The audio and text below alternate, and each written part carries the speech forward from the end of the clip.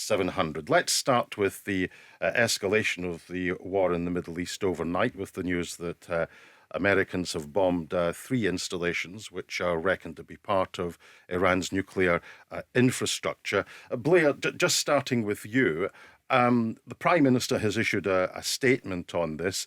Does that statement amount to a blank cheque for whatever the Americans may well do in future?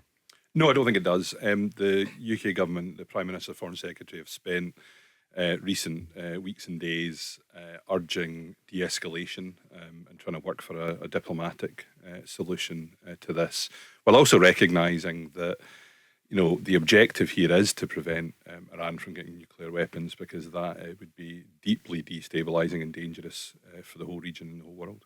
But you've said that it's not a blank cheque for the Americans. Now, so Keir Starmer, whatever else he is, as a human rights lawyer, believes in an international-based system of rights. There are already Democratic senators in the United States who are saying that the actions of the American president are unconstitutional. So there are clearly people in America who believe that there is not a sound legal basis for this attack. Do you believe it's legal? I think it's remarkable how little conversation there has been about the legality of this compared to other situations. We had the Iranian ambassador in front of the Foreign Affairs Committee that I sit on this week, and he was bemoaning the lack of focus on the legal order around this. I did point out to him that he's someone who, or his government is someone who's been arming the Russians as they've invaded Ukraine, and I think increasingly we live in a world where these questions, unfortunately, of legality and international law and the international rule of law have slipped off the page. We're increasingly living in a world where might has become right for people, and we've got to find ways to pull back from that. Ivan, I suppose that when we always discuss these issues about whether or not interventions of this sort are legal, they're fundamentally legal questions. So in a sense, it's only lawyers that can make an informed judgment on this. But there is no clear threat against the government of the United States. And this is action against a sovereign nation, irrespective of what you may well think about that nation and the governance of that nation.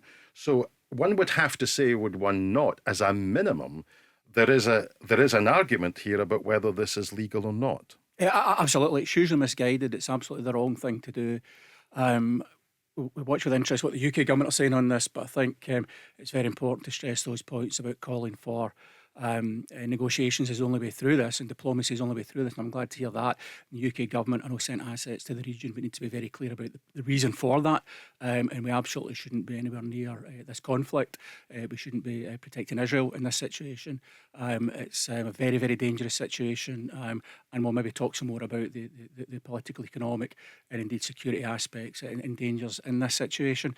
But yeah, it's almost certainly illegal, and I think the other point that hasn't been talked about as much is bombing nuclear facilities per se is not something that should be happening either, and there are international laws against that as well, for very obvious reasons. So I think it's a hugely misguided and very, very concerning. Isn't there sort of almost shades of Iraq here? Because of course the then Labour government said that in terms of the Saddam Hussein regime, it was because they wished to destroy a nuclear capability, which Mr. Blix and the UN inspectors couldn't actually find. Now, it would appear to be that the intelligence is that the Iranians are on their way to making a nuclear bomb, but they haven't yet. And in the circumstances where they haven't yet, surely the strong argument is for diplomacy and negotiation Absolutely. through the United Nations to be the way forward, rather than war. No, absolutely right. It's huge echoes of what happened in Iraq in the early 2000s, which turned out 1 million Iraqis dead in complete chaos in the region for a long time, and the rise of ISIS as a consequence of that. So that led to a very unstable situation, which had huge security problems as a consequence. The deal had made progress. Obviously, Obama had signed the deal, and everybody was bought into that, and sanctions were being lifted in exchange for Iran not taking forward that nuclear enrichment program, and that was working. But of course, Trump, being Trump, decided to throw it out the window, which put us back a long way. And obviously beyond that, Iran then started further enrichment of uranium as a consequence of that deal being taken off the table. And then, of course, what's happened is Trump's been negotiating, and the day after the negotiation stops, the Israelis start to bomb Iran and attack Iran. So that is the situation we're in. It's hugely concerning. And of course, there's a long history of this. I don't know if you're old enough to remember, Bernard, probably not. Back in 1953, of course, the CIA and MI6 overthrew the democratically elected government in Iran for various reasons, because they wouldn't let us to exploit their oil reserves. So we've got a long history of intervening with very, very negative consequences in that part of the world, and we shouldn't be anywhere near this. Robina, how concerned are you about this? Very concerned, but I'm really shocked at the statement that it would be destabilising and dangerous for Iran to have a nuclear deterrent. The most destabilising and dangerous state that we can see in the Middle East is Israel. Israel launched aggression against Iran, not the other way around. Iran has rarely attacked other countries. But not only that, this is a repeat of Iraq, which is the 45-minute warning. And in fact, I believe that countries like Iran should have a nuclear deterrent, because then it would deter, hopefully, these other countries from attacking them. Because what it's taught us is, if you don't have a nuclear deterrent, they will see that as a good reason to attack you.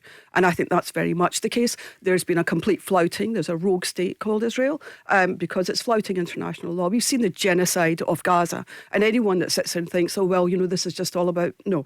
They should have started with diplomacy at the first, and I believe that right from October 7th. There was not one baby's head that should have been put on the block, not one child that should have died. And what we see now, every single day for the last 625 or so days, the gas chambers of the Holocaust, there's no difference here now, what we're seeing every single day. In fact, it's much worse. They're gloating about it. And we have to bring that into line. And there's no new world order where the US is going to bring anyone into line. So I feel very angry about it. Am I concerned about it? Yeah. Will we get peace? I don't think so with the way things are.